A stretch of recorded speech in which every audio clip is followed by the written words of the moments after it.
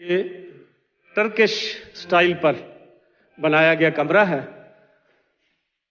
معلوم یہ ہوا کہ نواب صادق محمد خان صاحب نے مہمانوں کی رہائش کے لیے، ان کی خدمت کے لیے جو مختلف ملکوں سے آتے تھے، تو ان ملکوں سے مناسبت رکھنے والے ان کے کلچر سے اسی سٹائل میں کمروں کی تزئین و آرائش کرائی، تاکہ وہ جو مہمان جب آئیں تو ان کو محسوس ہو کہ وہ اپنے ہی گھر میں موجود ہے۔ اور خاص طور پر وہ مسلم ممالک جن سے ہمارے بہت ہی اچھے تعلقات تھے، اب یہ ترکی، یہ دیکھیں اب اس میں چاروں طرف شیشے بھی لگے ہوئے ہیں، یہ دیکھیں انتہائی قیمتی شیشے۔ اور یہ ترکی میں یہی کلچر ہے۔ اب دیکھیں اس میں انتہائی خوبصورت الماریاں بنی ہوئی ہیں چاروں طرف۔ یہ اس سائڈ پر یہ کھلنے والی کھڑکیاں ہیں روشنی اور تازہ ہوا کے لیے۔ اور آپ یہ چھت اس کی ملاحظہ فرمائیں، ابھی تک چمک دمک رہی ہے، یہ دیکھیں۔ اور اس پر یہ جو کشیدہ کاری کا ہنر ہے کمال اور عروج پر ہے، یعنی ان کاریگروں کو سلام، کیونکہ اس محل کے بنانے کے لیے 1500 سے زائد کاریگر اور مزدور اس زمانے میں کام کیا کرتے تھے۔ یہ اس کے درمیان میں شاید فوارہ ہو چھوٹا سا، یا شاید یہ روشنی کے لیے بھی ہو سکتا ہے۔ میں آپ کو ایک بات اور بتا دوں کہ یہاں پر بجلی آنے سے پہلے ان کمروں میں، جیسے ہمارے علاقے میں رواج تھا، کپڑے کے بڑے بڑے پنکھے بنا کر کمروں میں لگائے جاتے تھے، پھر ان سے ہوا لی جاتی تھی۔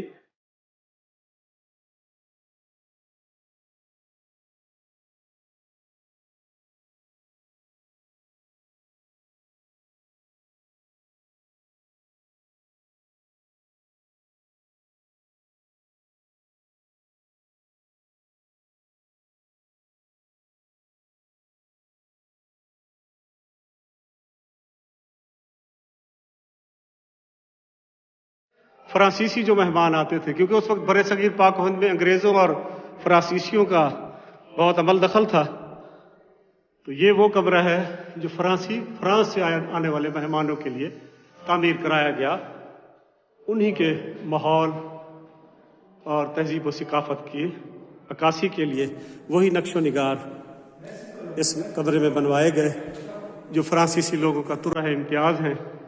یہ دیکھیں، اب اس کی چھت ملاحظہ فرمائیں۔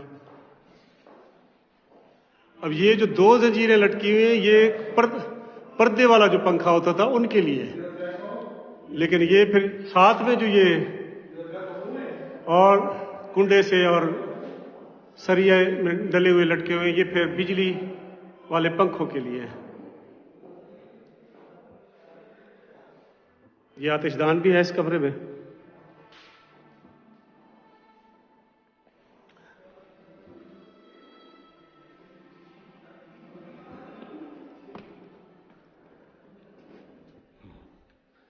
اب اس فرینچ روم میں روشنی اور تازہ ہوا کے لیے دیکھیں کتنی خوبصورت کھڑکی بنوائی گئی، جو آج بھی پوری آب و تاب کے ساتھ ٹھہری ہے، صرف ایک شیشہ ٹوٹا ہوا ہے۔ اور یہ شیشوں کے متعلق میں آپ کو بارہا بتا چکا ہوں کہ برِ صغیر پاک و ہند میں اس وقت کیونکہ شیشہ بنانے والی کوئی انڈسٹری نہیں تھی، تو یہ شیشے بیلجیم، فرانس، اٹلی، جرمنی اور انگلینڈ سے آیا کرتے تھے۔ اب یہ دیکھیں، یہ اسی دور کی بجلی کی تنصیبات ٹھہری ہوئی ہیں۔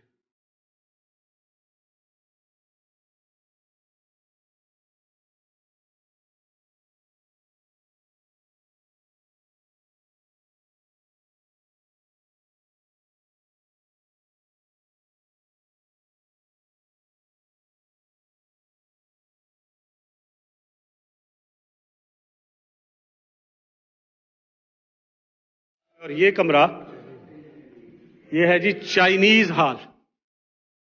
اب یہ چائنا سے جو مہمان آتے تھے یہ ان کے ٹھہرنے کے لیے یہ جگہ بنائی گئی تھی. یعنی جن ملکوں کے ساتھ اچھے تعلقات سے یا جن ملکوں سے اکثر مہمان آتے تھے ان ملکوں کی کلچر اور ثقافت سے مشابہت رکھنے والے کمرہ جات یہاں محل میں تعمیر کرائے گئے تاکہ ان ملکوں سے جب بھی مہمان آئیں تو ایسے کمروں میں ٹھہریں جہاں ان کو محسوس ہو کہ وہ اپنے ہی ملک میں موجود ہیں. یہ دیکھیں اب یہ نقش و نگار مٹ گئے ہیں. یہ چائنیز تہذیب و ثقافت کے متعلق ہی ہوں گے. اور یہ نیچے دیکھیں انتہائی قیمتی قالین. صرف اس کو مٹی کھا گئی ہے ورنہ آج بھی اس کو ذرا وہ ساری سرائے کی جاتے ہیں چھڈا پھوک کی تھی وجہ تو تلو نگ نکلا سی والوی. یہ آتش دان ہے. اور اس کمرے میں داخل ہونے کے یہ دیکھیں یہ 2 دروازے. یہ برٹش روم ہے. انگریز مہمان جو آتے تھے یہ کمرہ ان کے لیے تعمیر کیا گیا ہے. اب یہ دیکھیں اس کا طرز تعمیر. یہ بھا لگے دے بھوانے کھکری میں بڑے کھڑے نہیں تھے دیکھ سارے انگریز تا گین پہ تو پیچھو کھکری چھوڑ گئے. تو یہ دیکھیں انتہائی خوبصورت کمرہ اور یہ انگریز مہمانوں کے لیے بنوایا گیا تھا. اس کا طرز تعمیر ملاحظہ فرمائیں. آتش دان بھی ہے اس میں انتہائی خوبصورت. اور یہ اس کی چھت ہے روشن اور ہوادار چھت. اور اس کے ساتھ اس میں داخلے کا گیلری میں سے ایک دروازہ وہ ہے جہاں سے ہم آئے ہیں. پھر اس کے سامنے بھی ایک دروازہ ہے جو نیچے اتر رہا ہے اور اس میں آنے جانے کے 2 اور دروازے بھی ہیں. اور اس کمرے کو وکٹوریا روم کہا جاتا ہے. تو پھر یہ انہی کے لیے کھولے جاتے تھے. لیکن اس دوران ان کی زیبائش و آرائش کا پورا خیال رکھا جاتا تھا کہ کوئی کمی بیشی نہ ہو. یہ وہ سیڑھیاں ہیں جہاں سے ملکہ صاحبہ پھر نیچے تشریف لے جایا کرتی تھی یا پھر اوپر بھی آیا کرتی تھی. اور ملکہ صاحبہ کے کمرے کا میں برآمدے کی طرف سے بھی آپ کو ویو دکھا دوں. یہ دیکھیں اس کے چاروں طرف باہرلی دیوار پر کھڑکیاں ہیں انتہائی خوبصورت مضبوط. اور یہ بڑے بڑے دروازے اندر داخلے کے. یہ 2 دروازے. اچھا پھر اور یہاں دیکھیں کہ فرش اور یہ ملکہ صاحبہ کے ساتھ آنے والے ان کے خاص انتہائی خاص لوگوں کے لیے یہ رہائشی کمرے بھی تھے.